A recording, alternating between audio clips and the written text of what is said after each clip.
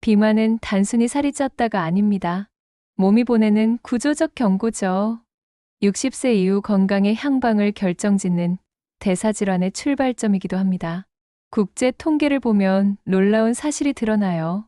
60세 이상 비만 인구의 절반 이상이 고혈압과 당뇨, 심혈관 질환 중 하나 이상을 동시에 앓고 있습니다.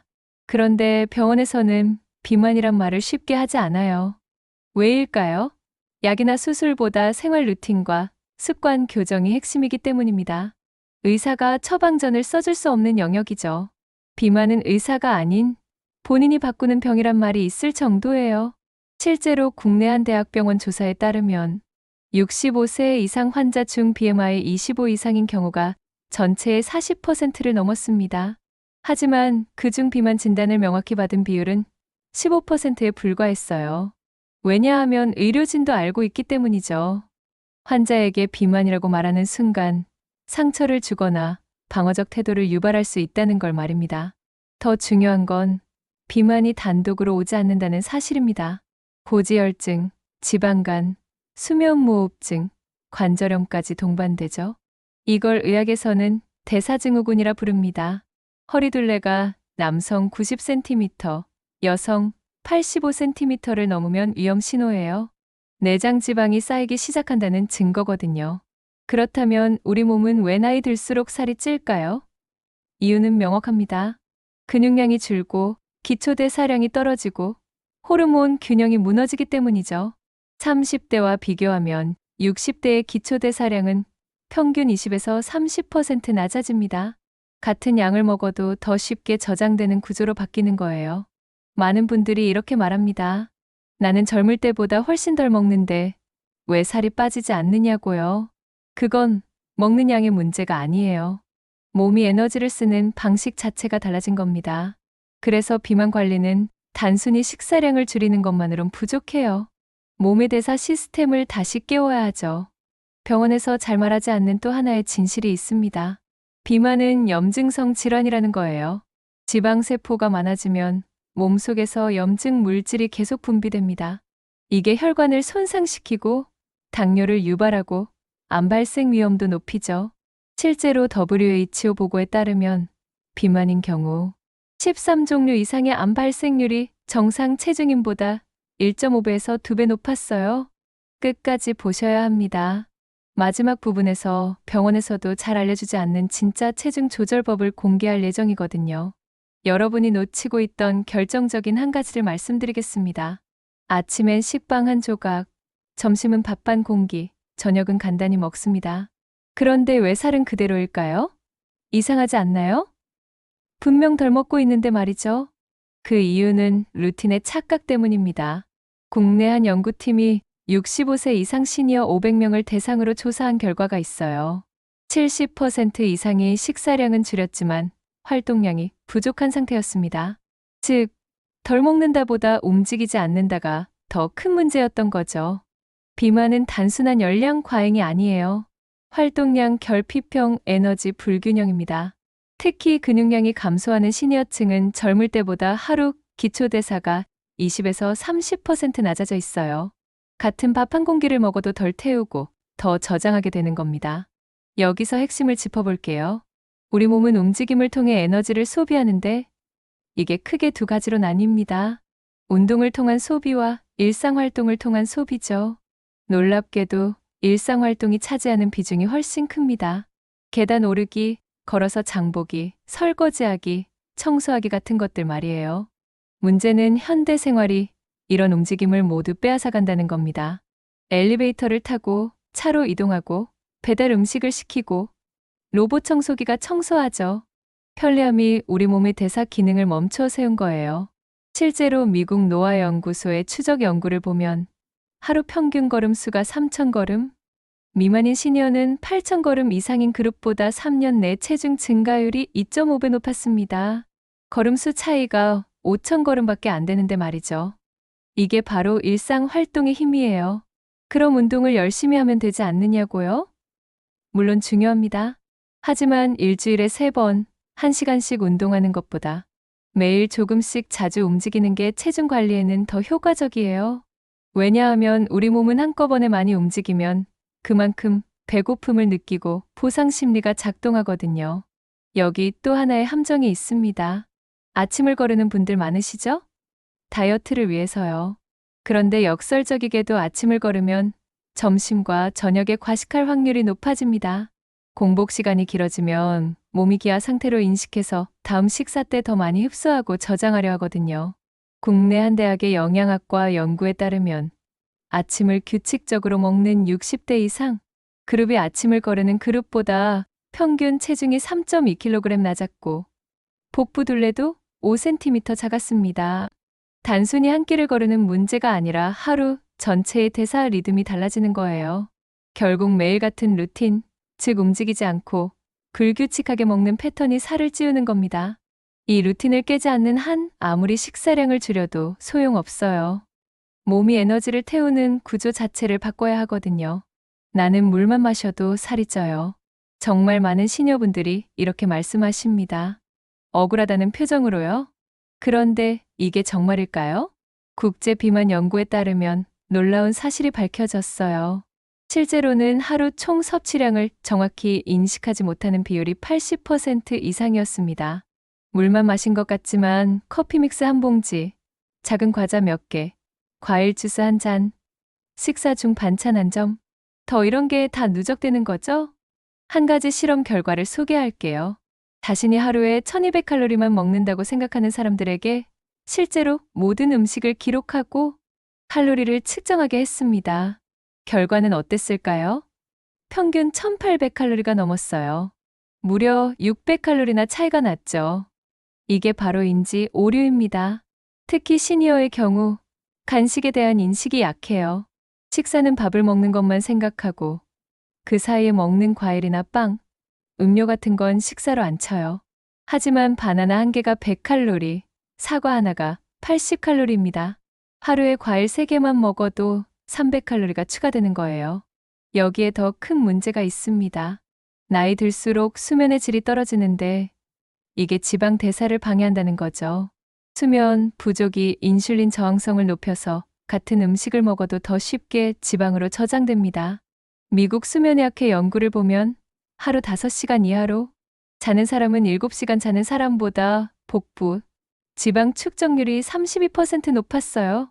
수면이 부족하면 또 다른 일이 벌어집니다. 식욕을 조절하는 호르몬인 렙틴이 감소하고 배고픔을 느끼게 하는 그렐린이 증가하죠. 그래서 잠을 못 자면 다음날 자꾸 뭔가 먹고 싶어집니다. 특히 단 음식이나 탄수화물을 찾게 되고요. 그럼 정말 체질 때문에 살이 안 빠지는 사람도 있지 않냐고요?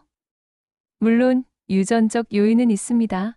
하지만 그 영향력은 생각보다 작아요. 쌍둥이 연구 결과를 보면 유전이 비만에 미치는 영향은 약 30% 정도였습니다.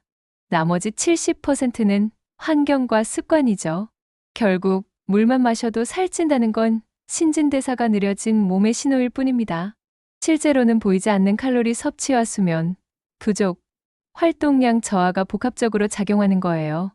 몸이 거짓말을 하는 게 아니라 우리가 몸의 신호를 제대로 읽지 못하고 있는 겁니다. 한 가지 더 말씀드릴게요. 스트레스도 비만의 원인입니다. 코르티솔이라는 스트레스 호르몬이 증가하면 복부 지방이 쌓이기 쉬워져요. 특히 시니어는 건강 걱정, 경제적 불안, 외로움 같은 만성 스트레스에 노출되기 쉽죠. 이게 다 살로 이어집니다. 운동도 해봤어요. 식단도 바꿔봤습니다. 그런데 체중은 그대로죠. 숫자는 움직이지 않고 거울 속 모습도 변하지 않아요. 그 좌절감, 저도 잘 압니다. 국내 통계를 보면 안타까운 현실이 드러나요.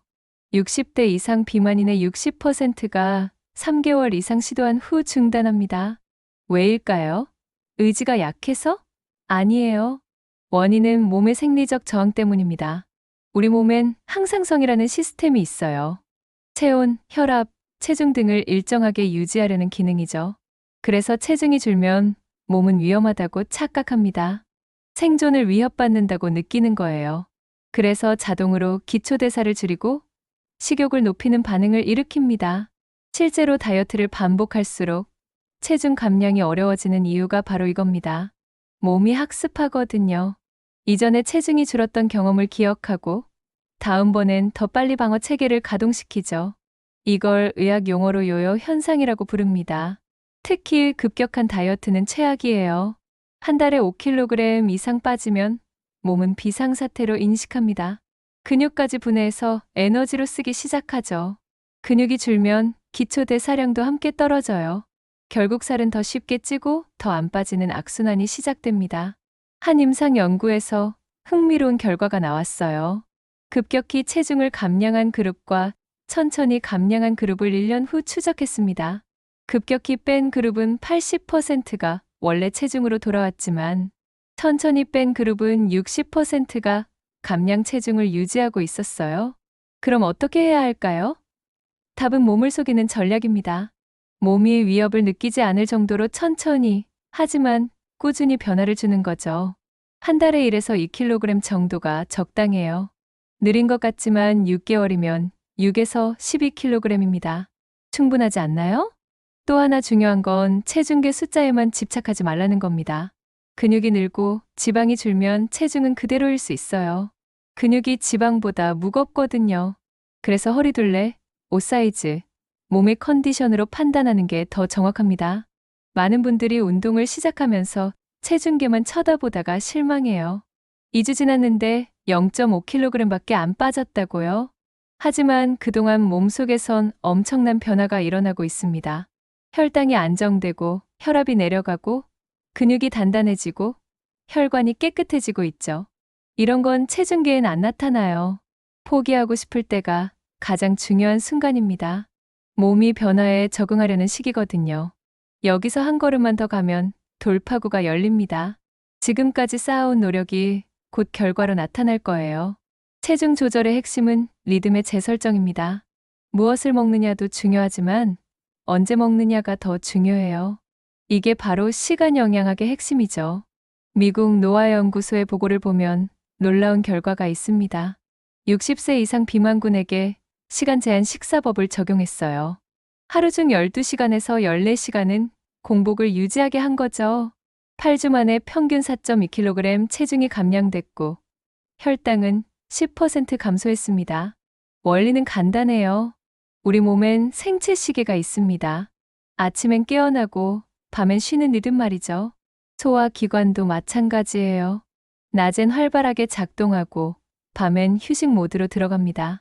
그런데 밤늦게 먹으면 이 리듬이 깨지죠. 특히 저녁 식사를 오후 6시 이전에 마치면 수면 중 지방 산화가 2배 이상 높아진다는 연구 결과가 있어요. 자는 동안 몸이 저장된 지방을 에너지로 쓰는 겁니다. 이게 바로 야식이 살을 찌우는 이유죠. 한 가지 더 중요한 게 있습니다. 식사 간격이에요. 하루 3끼를 규칙적으로 먹되 간격을 4시간에서 5시간 정도 유지하는 게 좋아요. 너무 자주 먹으면 인슐린이 계속 분비돼서 지방 분해가 안 됩니다. 반대로 너무 오래 굶으면 다음 식사 때 과식하게 되고요. 국내 한 연구팀이 65세 이상 300명을 대상으로 식사 시간대를 조사했습니다. 아침 7시, 점심 12시, 저녁 6시에 규칙적으로 먹는 그룹과 불규칙하게 먹는 그룹을 비교했어요. 3개월 후 규칙적인 그룹은 평균 2.8kg이 감량됐지만 불규칙한 그룹은 0.5kg밖에 안 빠졌습니다. 여기서 핵심을 짚어볼게요. 단순히 총칼로리만 중요한 게 아니라는 겁니다. 같은 1500칼로리를 먹어도 아침에 많이 먹고 저녁에 적게 먹는 사람이 반대로 먹는 사람보다 체중 감량에 유리해요.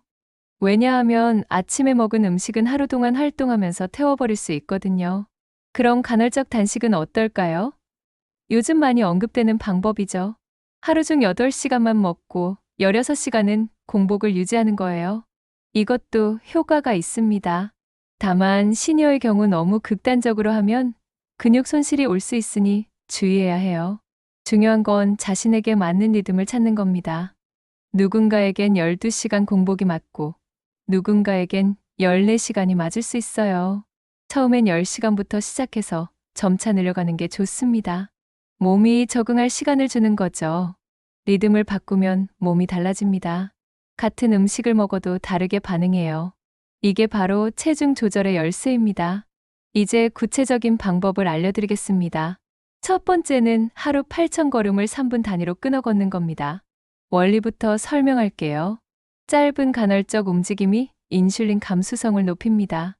한 번에 30분 걷는 것보다 3분씩 10번 나눠 걷는 게 혈당 조절에 더 효과적이에요. 특히 식후 30분 이내에 걸으면 혈당 스파이크를 막을 수 있죠. 방법은 간단합니다. 아침, 점심, 저녁 식사 후 각각 3분씩 천천히 걷는 거예요. 그리고 오전, 오후에 한 번씩 추가로 걸어주면 됩니다. 이렇게 하루 10번만 걸어도 30분이죠. 여기에 화장실 가거나 집안일 하면서 움직이는 걸 합치면 8,000걸음은 충분히 채울 수 있어요. 주의할 점도 있습니다. 무릎 통증이 있으신 분들은 실내에서 제자리 걷기로 대체 가능해요. 중요한 건 속도가 아니라 자주 움직이는 겁니다. 빠르게 걸을 필요 없어요. 대화할 수 있는 정도의 속도면 충분합니다. 국내 한 임상 보고를 보면 이 방법을 2주간 실천한 그룹의 공복 혈당이 평균 8% 개선됐습니다. 체중도 평균 1.2kg 감소했고요. 특별한 운동 없이 일상 속 움직임만 늘렸는데 말이죠. 두 번째 팁은 저녁 과일을 금지하고 단백질 우선 식사를 하는 겁니다. 많은 분들이 저녁엔 가볍게 과일만 드세요. 건강에 좋다고 생각하시죠. 하지만 이게 함정이에요. 과당은 밤에 지방 저장률이 2배 이상 증가합니다. 특히 수박, 포도, 바나나 같은 당도 높은 과일은 더 그래요. 과당은 포도당과 달리 간에서 직접 지방으로 전환되거든요. 낮에 먹으면 활동하면서 소비되지만 밤에 먹으면 그대로 배와 엉덩이에 쌓입니다. 그럼 저녁엔 뭘 먹어야 할까요? 단백질 위주로 드세요. 두부 한 모, 달걀 2개, 생선 한 토막 같은 거요. 단백질은 소화하는데 에너지를 많이 써서 식후 발열 효과가 높아요. 같은 칼로리를 먹어도 단백질은 30%를 소화에 쓰지만 탄수화물은 10%밖에 안 써요. 다만 주의할 점이 있습니다. 단백질 섭취량은 체중 1kg당 1g 수준으로 제한하세요. 60kg이면 하루 60g 정도요. 너무 많이 먹으면 신장에 부담이 갈 수 있거든요. 한 임상 관찰에 따르면 저녁에 과일 대신 단백질을 먹은 그룹은 4주 후 복부 지방이 평균 3cm 감소했습니다. 같은 칼로리를 먹었는데 복부 둘레가 줄어든 거죠. 이게 바로 음식의 질이 중요한 이유예요. 세 번째 팁은 수면, 전 1시간 블루라이트를 차단하는 겁니다. TV와 스마트폰을 멀리하라는 거죠. 원리를 설명할게요. 블루라이트는 수면 호르몬인 멜라토닌 분비를 억제합니다. 멜라토닌은 잠들게 할 뿐 아니라 지방분해 효소를 자극하는 역할도 해요. 즉, 잘 자야 살이 빠진다는 겁니다. 실제로 수면의 질이 좋은 사람과 나쁜 사람을 비교한 연구가 있어요. 똑같이 다이어트를 했는데 수면의 질이 좋은 그룹은 체지방이 주로 빠졌고 나쁜 그룹은 근육이 더 많이 빠졌습니다. 체중은 같이 줄었는데 몸의 구성은 완전히 달랐던 거죠. 방법은 간단합니다. 잠들기 1시간 전부터 TV와 스마트폰을 끄세요. 대신 조명을 낮추고 따뜻한 물 한 잔을 마시면 좋아요. 책을 읽거나 가벼운 스트레칭을 해도 됩니다. 중요한 건 루틴화예요. 매일 같은 시간에 같은 행동을 반복하면 몸이 학습합니다. 주의할 점도 있어요. 수면제에 의존하지 마세요. 수면제는 잠을 재우긴 하지만 수면의 질을 떨어뜨려요. 깊은 잠을 못 자게 되죠. 루틴을 통해 자연스럽게 잠드는 게 가장 좋습니다. 한 보고에 따르면 이 방법을 3주 동안 실천한 그룹의 체지방률이 평균 1.5% 감소했습니다. 다른 건 아무것도 안 바꿨는데 수면만 개선했을 뿐인데 말이죠. 네 번째 팁은 근육을 키우는 겁니다. 근육은 지방을 태우는 엔진이에요. 근육량이 1kg 늘면 하루 기초대사가 50kcal 증가합니다. 한 달이면 1500kcal, 1년이면 무려 18,000kcal죠. 이게 지방 2.5kg에 해당해요. 그럼 헬스장에 가야 하냐고요? 아니에요. 집에서 의자 스쿼트만 해도 충분합니다. 의자에 앉았다 일어서기를 10회씩 하루 3번만 하세요. 주 3회면 됩니다. 이것만으로도 허벅지와 엉덩이 근육을 키울 수 있어요. 허벅지와 엉덩이는 우리 몸에서 가장 큰 근육이에요. 여기를 키우면 기초대사량이 확 올라갑니다. 게다가 하체 근육이 튼튼해지면 낙상 위험도 줄어들죠. 시니어에게 낙상은 정말 위험하니까요. 주의할 점은 허리 통증이 있으신 분들은 손으로 의자나 벽을 지지하면서 하세요. 무리하지 마시고요. 처음엔 5회부터 시작해서 점차 늘려가면 됩니다. 중요한 건 꾸준함이에요. 한 연구에서 60대 이상을 대상으로 6주간 의자 스쿼트를 시켰습니다. 결과는 놀라웠어요. 평균 체중 2kg 감량, 혈압도 안정되는 경향을 보였습니다. 근력 운동이 체중뿐 아니라 전반적 건강에 도움이 되는 거죠. 5번째이자 마지막 팁은 식사 기록입니다. 이게 최고의 약이에요. 기록하는 행동만으로도 섭취 열량이 15% 감소한다는 연구 결과가 있습니다. 원리는 이래요. 우리는 먹은 걸 기억하지 못해요. 특히 간식이나 음료 같은 건 금방 까먹죠. 하지만 기록하면 보이기 시작합니다. 내가 생각보다 많이 먹었구나. 이 시간대에 자주 먹네. 이런 걸 깨닫게 되는 거예요. 방법은 아주 간단합니다. 매일 식사 전후 사진을 3장씩 찍으세요. 글로 쓸 필요도 없어요. 그냥 사진만 찍으면 됩니다. 아침, 점심, 저녁 식사와 간식까지 모두 찍는 거죠. 스마트폰 앨범에 따로 폴더를 만들어서 모아두세요. 주의할 점이 있습니다. 이건 비교용이지 자책용이 아니에요. 많이 먹었다고 자책하지 마세요. 그냥 담담하게 기록만 하면 됩니다. 일주일 후에 쭉 보면서 패턴을 파악하는 거죠. 어떤 요일에 많이 먹는지, 어떤 음식을 자주 먹는지 말이에요. 국제보고에 따르면 식사 기록을 한 그룹은 4주 후 평균 2.5kg이 감량됐습니다. 다른 건 아무것도 안 바꿨는데 기록만 했을 뿐인데요. 이게 바로 인식의 힘이에요. 자, 이제 오늘 배운 내용을 정리할게요. 체크리스트를 드릴 테니 매일 저녁 체크해 보세요. 저녁은 6시 이전에 마쳤나요? 하루 8,000걸음 이상 움직였나요? 잠들기 전 TV 대신 조명을 낮췄나요?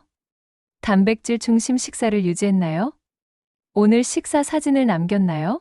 이 5가지만 지켜도 한 달 후엔 분명 달라진 모습을 볼 수 있을 겁니다. 최종 요약을 해드릴게요.